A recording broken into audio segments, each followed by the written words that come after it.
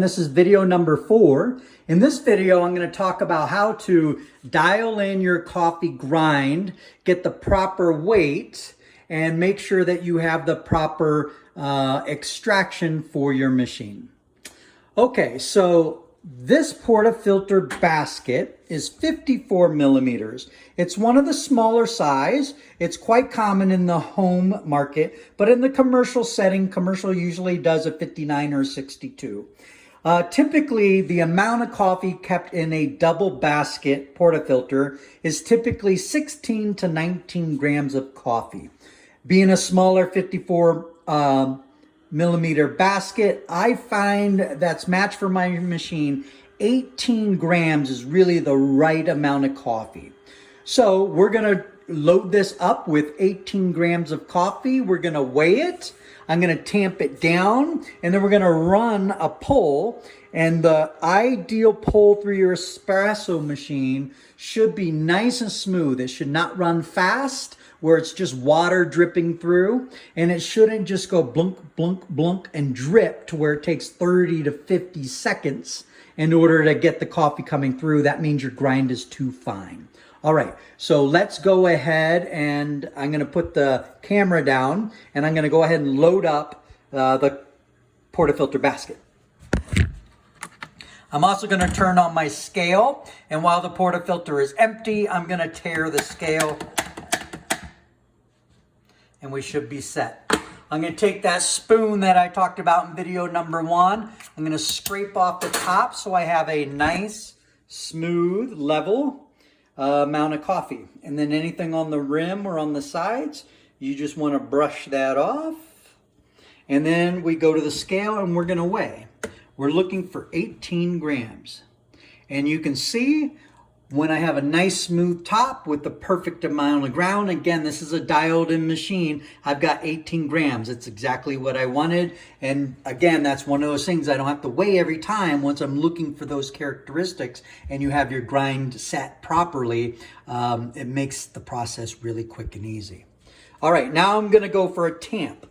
A little discussion about tamping. Again, when you do coffee, you want to remove as many variables as possible, and tamping is one of those. I always do a nice firm press.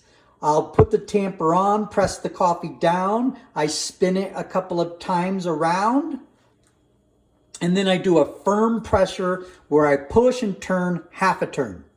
And then I take the tamper off, and then I look at the coffee and I brush off any excess on the sides of the basket, just like so.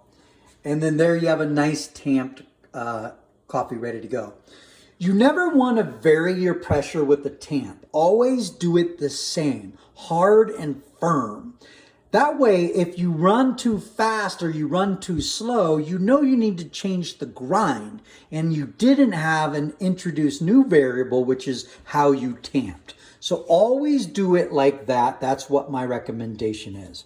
Okay, so now if we take a look, here's another way I like to look and measure, is that this style of tamper, it's a high quality tamper, and it's got a ridge. And this is how deep I need to get my coffee in order to fit the machine properly. And as you can see, the tamper is just underneath the lip of the portafilter basket. If you look at the machine, if you have too much coffee, the coffee will actually hit this water disc, and it won't let you lock the portafilter in place, and you're likely to cause premature damage to your gasket in your group head, or you're likely to have a breach in the seal and you're going to leak over the sides. So always make sure that you get this tamper that's designed, again, high quality tampers. Don't use the plastic one that comes with it. It's okay to start, but that's something you should invest in, and it will make the job much more enjoyable. So once you have the proper tamp, you have the proper amount of coffee at 18 grams. Now we're going to load this up. We need a timer, and the ideal shot is 25 seconds. Plus or minus 2 is acceptable. If you have a shot that runs too fast, then you need to make your grind more fine. If the shot runs too slow and takes longer than 25 seconds to get your 60 mLs, then your grind is too coarse and you need to adjust.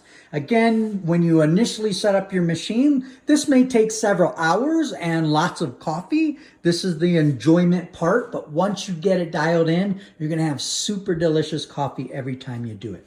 All right, let's get our coffee ready to go.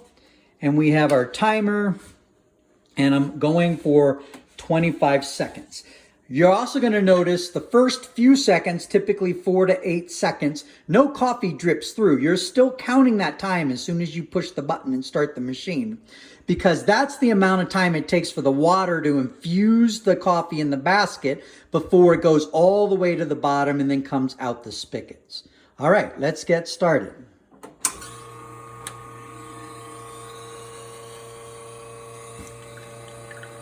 So it took about 5 seconds before coffee came through.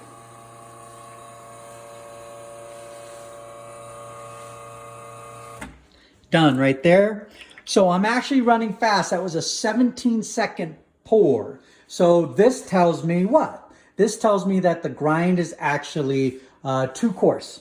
The coffee and the water volume is running through it too quickly. About 10 seconds. That's actually quite a significant amount. If you look at the quality of the coffee, it's pretty good. So this is the espresso shot. The crema is what's located up here. You can see also the lines on my espresso cups. The shot glasses are slightly off. So slight variances there.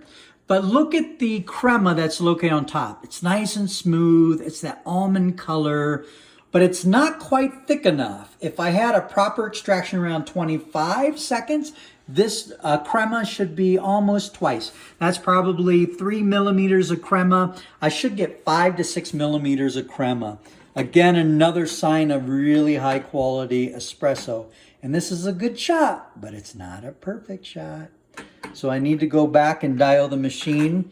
Again, it's been a while since I've adjusted my grind settings. And many times it's just temperature and humidity changes, and it is winter months up in Flagstaff, so it's a little colder. But you can see this crema is held really nicely, and it's just starting to break now as I'm moving it, and that is a sign of a high quality coffee. If you don't have that crema and you get this break where you're seeing a cut through where you don't have crema all the way on the top, it's another sign of just not the proper extraction. All right, thanks for joining in. See you next time.